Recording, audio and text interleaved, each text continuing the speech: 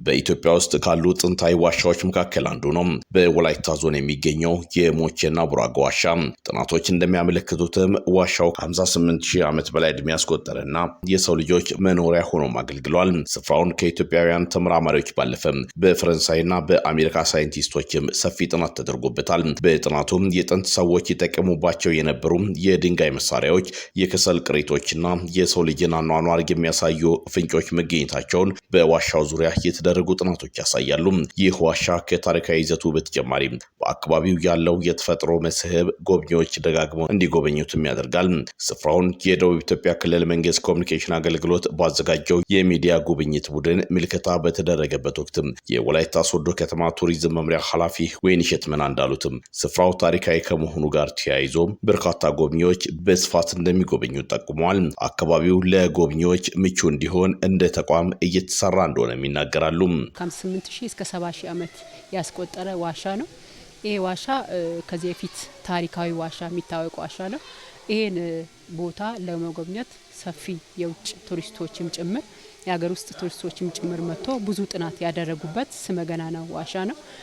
ታሪካዊ ዋሻ ከመሆኑም አንጻር አሁን ላይ እነዚህ የቱሪስት መስህብ ቦታ የሆኑ ቦታዎችን ከመጠበቅ አንጻር አንደኛ በሀገር ደረጃ ቱሪስት መስህብ ቦታዎች ትኩረት የተሰጠባቸው ቦታዎች ናቸውና ከዛ አንጻር እንደነዚህ አይነት ቦታዎችን ማልማት ክትትል ማድረግ የቦታውን ስምም ጭምር የማስጠበቁን ስራ እንደ ተቋም እየሰራ ነው ያለነው። በከተማ አስተዳደሩ ለቱሪዝም ዘርፉ ልዩ ትኩረት ተሰጥቷል የሚሉት ኃላፊዋም በከተማው ያሉ የመስህብ ስፍራዎችን የማልማት ስራም መጀመሩን ነግረውናል።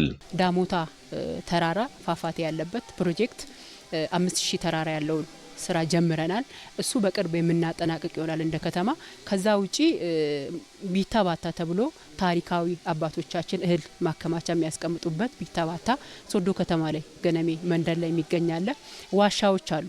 ጁነር ፓርክ በተፈጥሮ ወይም ሰው ሰራሽ ሀይቆችም ጭምር አሉ።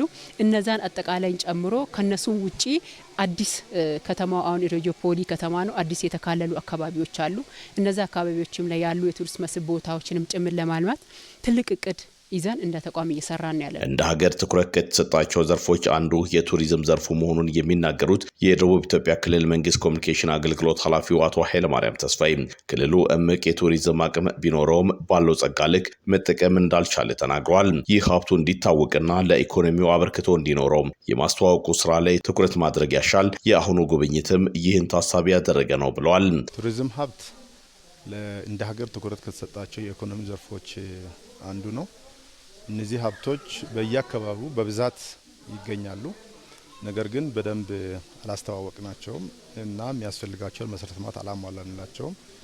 ከዚህ መነሻ የሚገባውን ያክል የቱሪዝም ተጠቃሚ የሆነ ስላልሆነ ክልሉ እያደረግን ያለነው ጉብኝት እና እንቅስቃሴ አጠቃላይ የቱሪዝም መስህብ ቦታዎችን የማስተዋወቅ ስራ አንድ አካል ተደርጎ የሚወሰድ ነው። በመደመር መንግስት ከተሰጠውም ትኩረት ጋር ተያይዞ እሱን የበለጠ ለማጠናከር ለሀገር ኢኮኖሚ የራሱን ድርሻ እንዲወጣ ለማድረግ ያለመ ነው። የሚዲያ ቱር እያደረገ ያለው ቡድንም በወላይታ ዞን የተለያዩ የመስህብ ስፍራዎችን መጎብኘቱን የገለጹት ኃላፊው ይህም በቀጣይ ዘርፉን ለማነቃቃት ለሚደረገው ጥረት እገዛው የላቀ እንደሆነ ተናግረዋል። በወላይታ ሶዶ ዩኒቨርሲቲ የተቋቋመው ሙዚየምም የብሔሩን ታሪክ ለዓለም ለማስተዋወቅ ጉልህ አበርክቶ ይኖረዋልም ያሉት የወላይታን ብሔር የሚገልጽ ታሪክና ቅርስ ያለበትን ሙዚየም በወላይታ ሶዶ ከተማ መመልከት ችለናል። ከጥንት ጀምሮ የወላይታ ብሔር አልባሳት ምን አይነት እንደነበሩ የጀግኖች የሚለብሱት አልባሳት፣ ለመደበኛ ስራ የሚለብሱት አልባሳት እና የሚጠቀማቸው የቤት ውስጥ ቁሳቁሶች ምን አይነት እንደነበሩ ማየት ችለናል። ይሄም በጥንት የወላይታ ሕዝብ የሰለጠነ እንደነበረ የሚያሳዩ ሁኔታዎችና አቅሞች የነበሩት እንደሆነ ማየት ችለናል።